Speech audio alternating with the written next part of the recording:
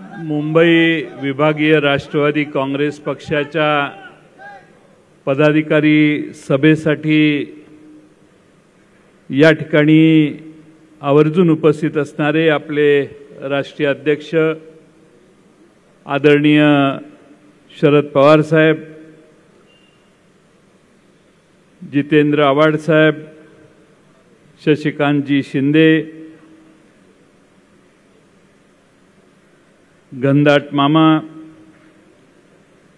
मिलिंद अण्णा कांबळे, रमेश दुबेजी, नसीम सिद्दीकी, बबनराव कनौजे, रमेश परब, रवींद्र पवार साहेब, Harish sons साहेब, हिंदी भाषिक सेलचे अध्यक्ष मनीष दुबेजी, अल्पसंख्याकांचे अध्यक्ष सोहेल सुभेदार, निलेश भोसले, सुनील शिंदे, रेखाताई पेडणेकर, आपल्या महिला अध्यक्षा सुनील पालवे, धनंजय पिसाळ, अजित रावराणे, सर्वच जिल्हा अध्यक्ष रुपेश खांडके, विद्यार्थी अध्यक्ष प्रशांत दिवटे, आमच्या निर्मलाताई प्रभावळकर, अल्पनाताई पेंटर, सुरैया मल्होत्रा, दीपक पवार, अमोल मातेले, मनोज टपाल, सर्वच युवक विद्यार्थी, फादर बॉडीचे आणि महिलांचे सर्व कार्यकर्ते, नेते आणि आज ज्यांची तुम्ही सर्वांनी एकमताने मुंबई प्रदेश राष्ट्रवादी काँग्रेसचे अध्यक्ष म्हणून निवड केलेली आहे,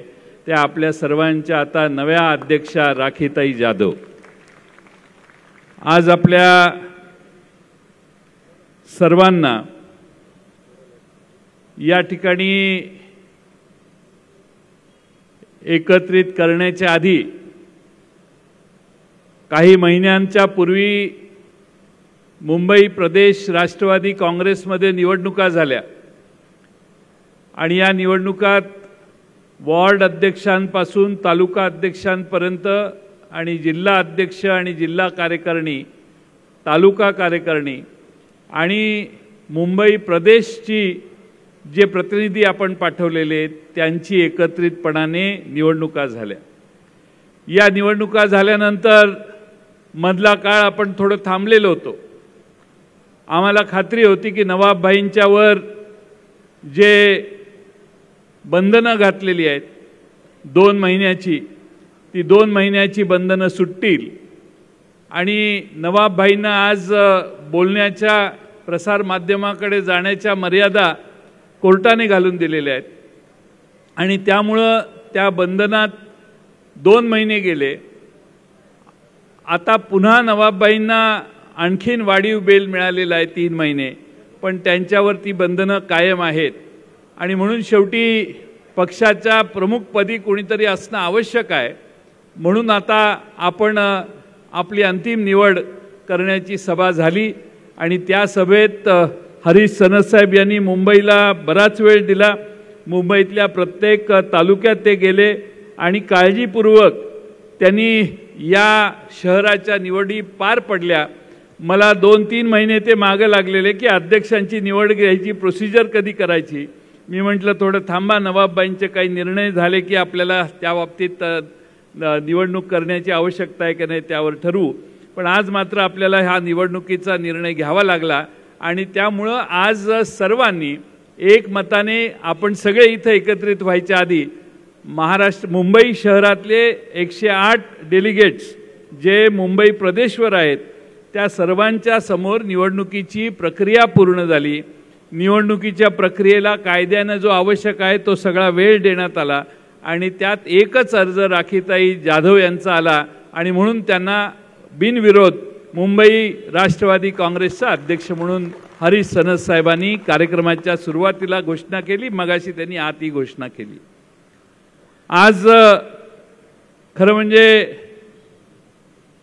दुर्गा मातेच्या पूजेचा प्रारंभ झालाय आणि एका आमच्या भगिनीला या शहराचं नेतृत्व करण्याची जबाबदारी मिळालेली.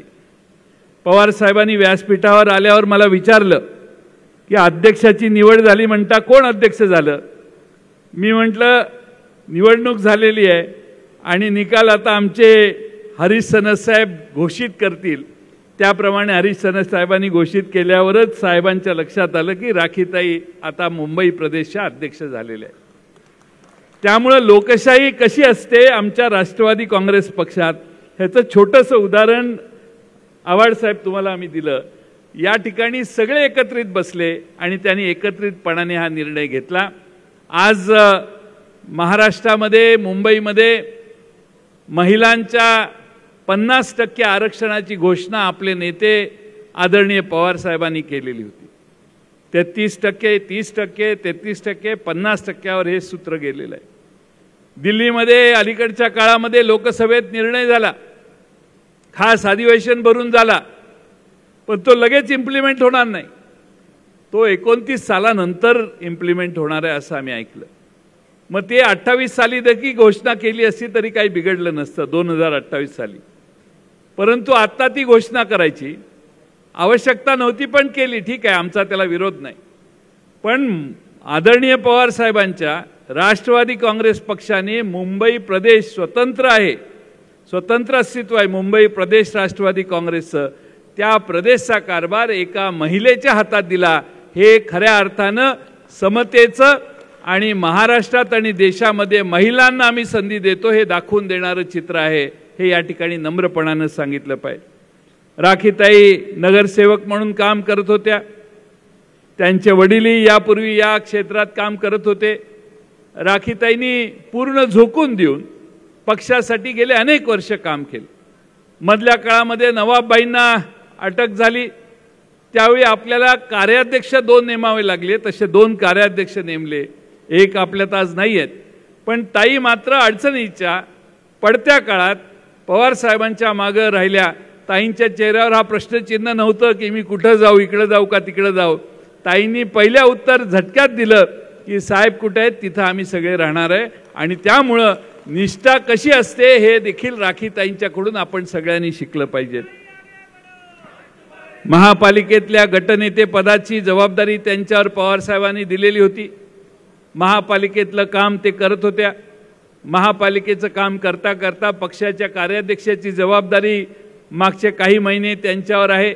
आता तर पक्षाचे अध्यक्ष म्हणून सर्वांना तुम्हाला बरोबर घेऊन जाऊन त्यांची निवड झाल्यामुळे त्या काम करतील असा मला विश्वास आहे। आज खरं म्हणजे मुंबई ही अनेकांना सोन्याचा अंडी देणारी कोंबडी वाटते। मुंबईकडे बघण्याचा दृष्टिकोन लोकांचा मुंबई महापालिकेकडे, यात भरपूर काहीतरी ठेवी आहेत आणि त्याकडे आपलं लक्ष असलं पाहिजे अशी भूमिका ठेवून काही राज्यकर्ते महाराष्ट्रात आणि देशात काम करत आहेत।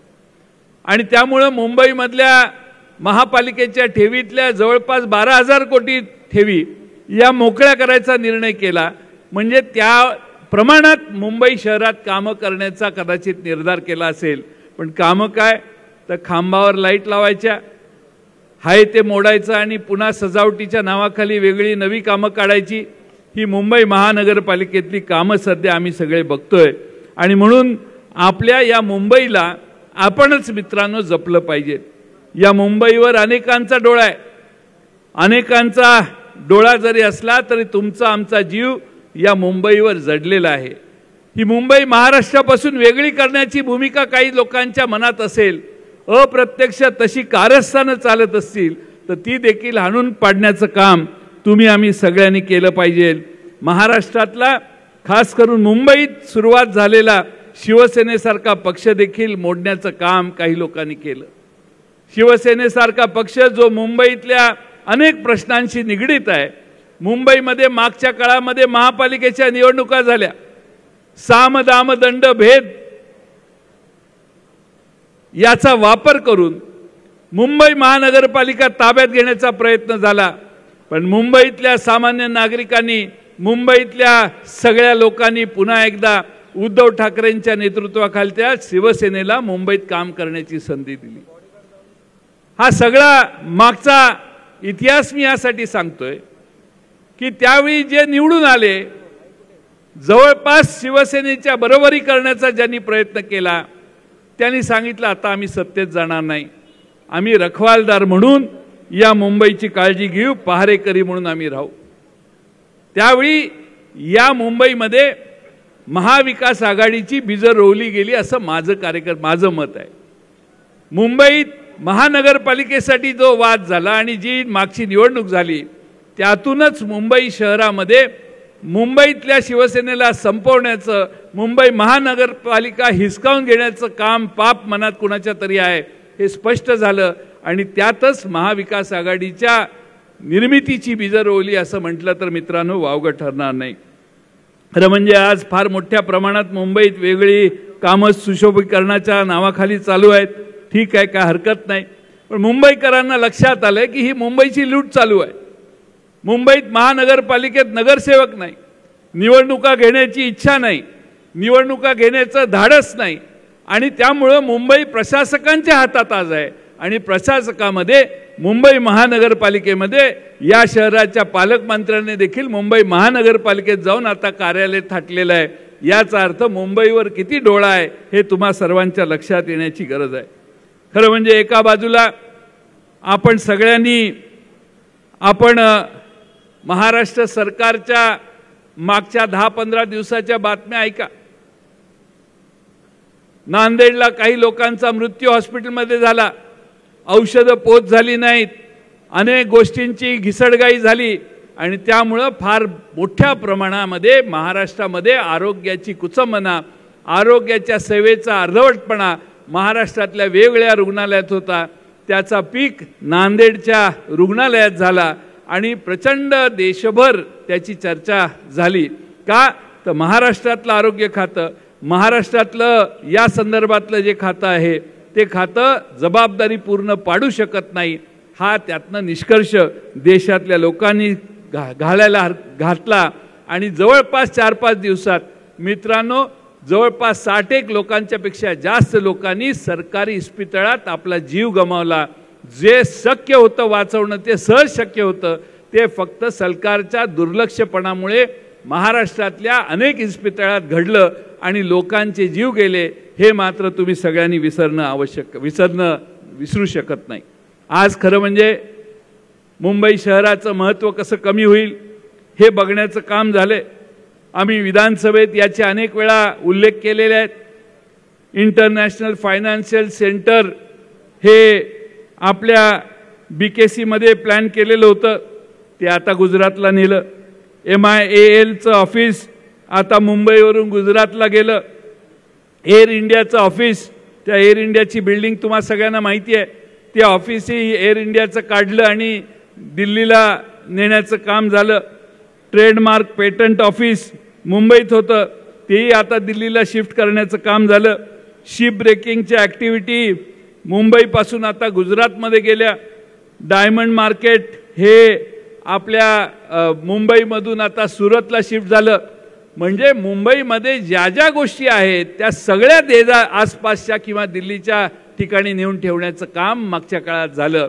मुंबई कमजोर करण्याचाच हा प्रकार आहे। यात महाराष्ट्रात आणि मुंबईतल्या लोकांच्यात काही गैरसमज राहण्याची आवश्यकता नाही आहे। मुंबई ही देशाची आर्थिक राजधानी होती, मुंबईचं महत्त्व प्रचंड मोठं होतं, पण एके दिवशी मुंबईचं महत्त्व कमी करायचं आणि आपल्या शेजारच्या राज्याचं महत्त्व वाढवायचं असा जर कोणाचा निर्धार असेल तर त्यापासून देखील मुंबईत राहणाऱ्या नागरिकांनी सावध होण्याची गरज आहे, अशी माझी आपणा सर्वांना आग्रहानं विनंती आहे। खरं म्हणजे अनेक प्रश्न आहेत, कचऱ्याचा प्रश्न आहे, पिण्याच्या पाण्याचा प्रश्न आहे, ड्रेनेजचा प्रश्न आहे, अनेक प्रश्न प्रलंबित आहेत। मुंबई शहराच्या उपनगरातले दोन्ही उपनगर ही एवढ्या मोठ्या प्रमाणात अनेक समस्यांना तोंड देत आहेत की मुंबईतल्या कोणत्याही उपनगरात जायचं असेल तर 1.5 तासाच्या आत तुम्ही पोचत नाही। मुंबईतल्या कोणत्याही भागात तुम्ही जायचं असेल तर संध्याकाळी 5, 4, 4:30 नंतर 2-2 तास एकेका ठिकाणी पोचायला लागतात आणि त्यामुळं मुंबईतला माणूस हवालदिल झालेला आहे। मुंबईच्या बाहेरून येणारा वसई, विरार, भाईंदर या भागातून येणारा माणूस हा देखील हळूहळू या सगळ्या मुंबईत येऊन कष्ट करण्याची जी संधी त्याला आहे, त्याला इतका वेळ यायला आणि जायला लागला आहे। दिवसेंदिवस सुविधा वाढल्या तर वेळ कमी होईल वाटतो, पण आता तो वेळ वाढायला लागलेला आहे आणि त्यामुळे एकंदरच मुंबईतल्या उपनगरातले नवे अनेक प्रश्न आहेत जे आपल्या आम्हा सगळ्यांना आता हातात घ्यावे लागतील। आणि म्हणून माझी आपणाला विनंती आहे की पवार साहेबांचे कार्यकर्ते म्हणून, राष्ट्रवादी काँग्रेसचे कार्यकर्ते म्हणून आमच्या पक्षाच्या सगळ्या संघटना, सगळ्या फ्रंटल हे आता फील्डवर दिसले पाहिजेत। आपल्या सगळ्यांना ताकदीनं एकेकाळी मुंबईमध्ये 3-4 आमदार आपले होते, एक खासदार आपला होता. कोणत्याही परिस्थितीमध्ये पुढच्या काळात ही गेलेलं वैभव पुन्हा मिळवायची ताकद आपण सगळ्यांनी खर्च करून ताकदीनं गेलेलं वैभव पवार साहेबांच्या नेतृत्वाखाली राष्ट्रवादी काँग्रेसला परत आणण्याचं काम आपल्या सगळ्यांना भविष्य काळात करायचं आहे. महाराष्ट्रात आम्ही अनेक ठिकाणी जातो. महाराष्ट्रातलं चित्र असं आहे की पवार साहेबांच्या मागे आहे असं माणसं सांगतात. काल परवा अकोल्यात आपला एकही आमदार नव्हता. त्या अकोल्यात पवार साहेब गेले. दुतर्फा लोकांनी पवार साहेबांचं स्वागत केलं. 10-15 हजार लोक एकत्रित येऊन पवार साहेबांच्या त्या कार्यक्रमाला देखील उपस्थित होते. महाराष्ट्रात पवार साहेब कुठेही गेले तर आज प्रचंड सहानुभूतीनं माणसं म्हणतात की आम्ही पवार साहेब तुमच्या मागे आहे. जे बाहेर गेलेले आहेत त्यांचं सोडून द्या, आम्ही तुमच्या मागे आहे हे सांगणारा महाराष्ट्रात चांद्यापासून बांद्यापर्यंत प्रत्येक मतदारसंघात कार्यकर्ता आहे. आणि त्यामुळे तुम्ही चिंता करण्याची गरज नाही. मुंबईतल्या सगळ्या प्रश्नात आपण सगळ्यांनी जातीनं लक्ष घाला. राखीताईंना माझी विनंती आहे की नवीन टीम तुम्ही तुमच्याबरोबर काम करायला घ्या आणि चांगल्या पद्धतीनं मुंबई शहर पिंजून काढा. या शहरातल्या प्रत्येक वॉर्डातल्या वॉर्ड अध्यक्षाने आपल्या वॉर्डातल्या प्रत्येक प्रश्नाबद्दल मोर्चा काढणं, अधिकाऱ्यांच्याकडे जाऊन तो प्रश्न सोडवणं, आवश्यक असेल तर आंदोलन करा, आंदोलन नसेल योग्य मार्गाने प्रश्न सुटणार असेल तर त्यासाठी धडपड करा. हे चित्र आपल्या मुंबई शहरातल्या प्रत्येक वॉर्डात तुम्ही सगळ्यांनी दाखवण्याचं काम करा. एवढीच विनंती आज या ठिकाणी करतो. राखीताईंच्या नेतृत्वाखाली आमचा राष्ट्रवादी काँग्रेस पक्ष मुंबई शहरात अधिक वाढेल, अधिक भक्कमपणाने उभा राहील असा विश्वास मी या निमित्ताने व्यक्त करतो आणि माझे 2 शब्द पूर्ण करतो. धन्यवाद.